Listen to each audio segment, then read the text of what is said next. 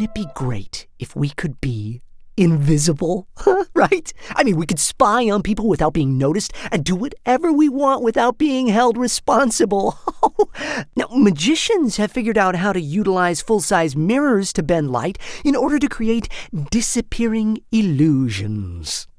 Scientists have created metamaterials to guide rays of light around tiny two-dimensional objects. Cameras can also film what is behind you and project the image so you appear invisible from the front. However, none of these options can make an object as large as a person appear invisible from all angles and distances while it's moving.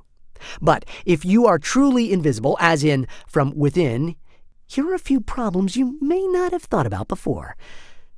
To move around undetected by other people, you would have to be totally naked. Even if it's freezing outside. You can't carry anything, including your wallet and keys. Otherwise, people would just see your wallet and keys floating around. Drivers and people on the street can't see you either. Therefore, they can and will run into you at some point. Oh, and you better not wear any perfume or make any noise breathing. Otherwise, they'll know you're there. And just because you start off invisible doesn't mean you'll stay that way. What if someone accidentally spills scalding hot coffee on you? And what if it rains? But if you think only liquid can make you visible, you're wrong. Dust consists of dead skin cells from humans, soil particles, and fibers from clothes made from cotton and other materials. Dust sticks to the moisture on our skin when we sweat and the tiny hairs on our skin when we are dry. So even if you are invisible, dust would still land on every part of you.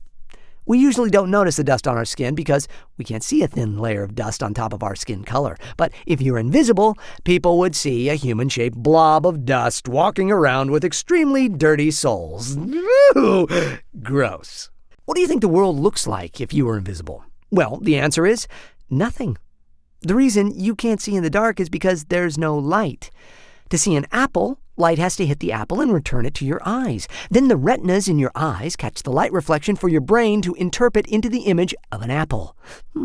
If you're invisible, then by definition, light would travel through you or around you instead of bouncing off you for people to see. But that means that retinas in your eyes are not catching the light either. Therefore, your brain has nothing to interpret into an image. Can you see your reflection without a mirror to stop the light? No.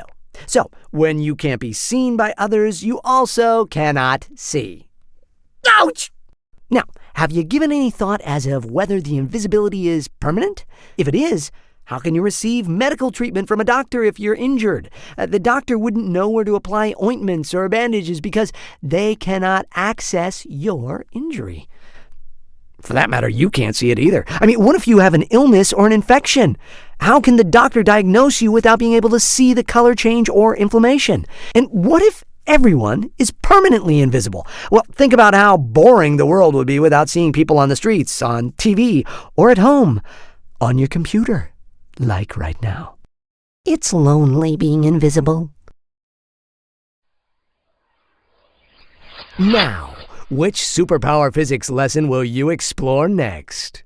Shifting body size and content. Super speed. Flight. Super strength. Immortality. And invisibility.